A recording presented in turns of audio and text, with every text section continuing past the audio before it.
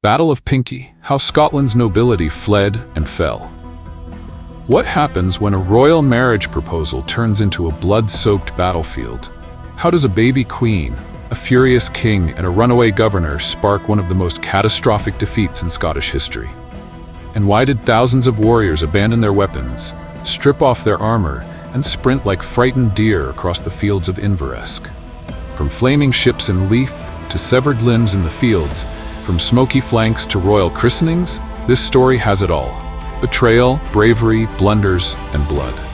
So buckle up, history lovers, because once this tale begins, you won't want to miss a single scream, sword swing, or strategic blunder. Now let's dive in. Once upon a Tudor tantrum, Henry VIII, England's rotund monarch with a penchant for wives and war, decided that Scotland should marry into his dynasty. His plan? A sweet union between his son Edward VI and the infant Mary, Queen of Scots. Romantic, right? Except Henry's version of courtship involved cannons, cavalry, and coercion. On the 1st July 1543, the Treaties of Greenwich were signed, peace and marriage all wrapped up in parchment. The Scottish regent, James Hamilton, Earl of Arran, nodded politely and ratified the deal in August. But by December, the Scottish Parliament tore it up like a bad Tinder match. Henry VIII was not amused. He launched what historians now call the rough wooing, basically 8 years of marry us or else.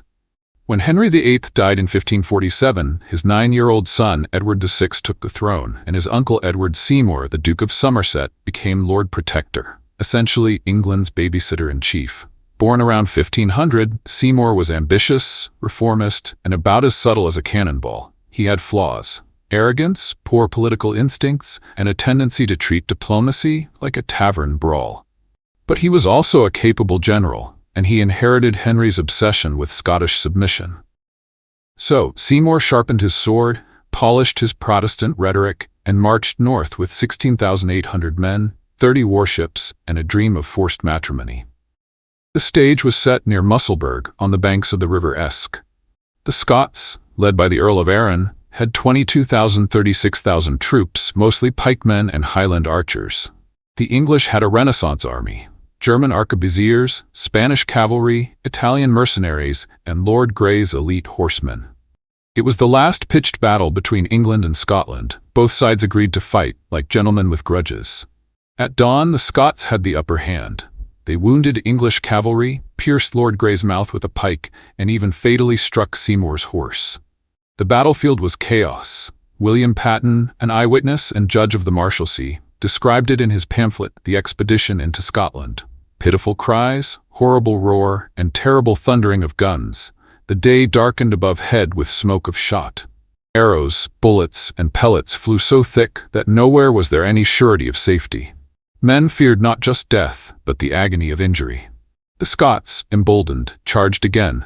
"Slew every man of our men that abode furthest," Patten wrote, with grim admiration. But then came the English counterstrike. Archers pricked sharply, and artillery roared with great puissance and vehemency. The Scots, blinded by dust and cavalry, didn't see the English footmen sneaking up.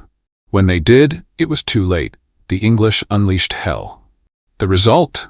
Between 6,000 and 15,000 Scots dead, compared to 500 to 600 English casualties. It was a massacre. Scotland called it Black Saturday. The English called it a victory. Seymour called it a fortunate expedition, and Mary, Queen of Scots, she fled to France, married the Dauphin, and gave England the royal snub. Patten's pamphlet wasn't just a battlefield diary, it was Tudor propaganda with poetic flair. He included a battlefield map and wrote of the sight and appearance of the enemy, even at hand before. Bullets, pellets, and arrows flying everywhere. Every man stricken with a dreadful fear, assured cruelty at the enemy's hands without hope of mercy. He captured the terrible confusion, the lamentable noise, and the outrageous horror of war. His words still echo like cannon fire across history. Now pause for a sec. Join the front lines of history and power. Welcome to European battle, where epic clashes, legendary warriors, and untold stories come alive. By subscribing and turning on notifications, you're not just joining a channel, you're stepping into a world of thrilling battles.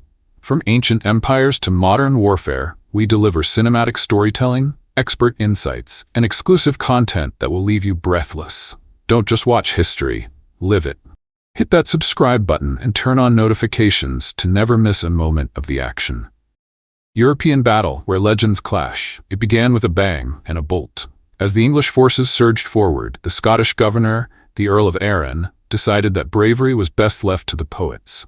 Like a doughty captain, Reed a bold coward, he leapt hastily onto his horse, not to lead the charge, oh no, but to run foremost away. Behind him, the Earl of Angus and other noble captains followed suit, galloping like startled deer. Even the Irish auxiliaries who'd come for glory joined the stampede. What followed was less a retreat and more a medieval yard sale. The Scots cast down their weapons, tore off their jacks, and ran out of their wards, abandoning armor, dignity, and any hope of victory.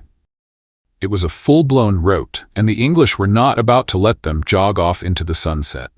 The English cavalry, led by Lord Protector Edward Seymour, pursued with gusto, sparing few.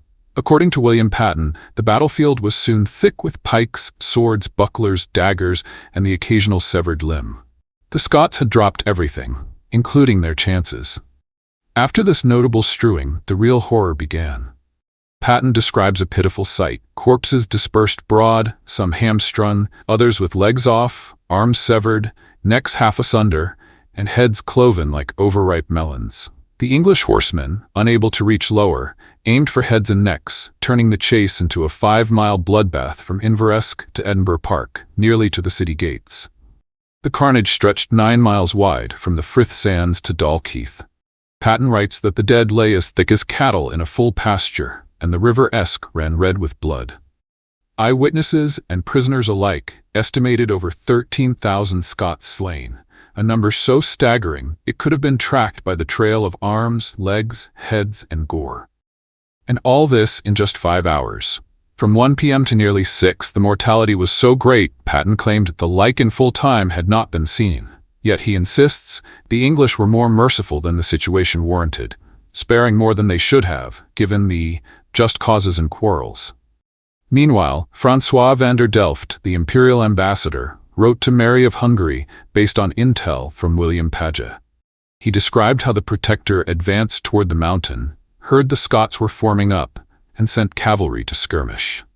The Scots' advanced guard dismounted, crossed their lances like pikes, and stood so tight the English couldn't break them. But then came Seymour's masterstroke. He sent the Earl of Warwick with cavalry to flank the rear, using smoky fires and wind to mask the maneuver. The result? Total surprise. The rear guard barely resisted, then fled, triggering a domino panic. The rest of the army saw their comrades running and followed suit, pursued so vigorously that 15,000 were killed or captured. Among the captured was the Earl of Huntly, commander of the rear guard. Led to Seymour's tent, he declared, "All the Scottish nobility have been undone this day." He added that with 2,000 horsemen, the English could range whithersoever they pleased. The governor, Arran, escaped. Barely. And George Douglas, once loyal to England, allegedly aided the English during the battle, switching sides like a Tudor weather vane. That very day, English ships loaded with prisoners entered Leith's port, and it's believed Seymour sent forces to take Edinburgh and its castle, where Arran had likely fled. But despite the overwhelming victory, Scotland refused to honor the Treaties of Greenwich.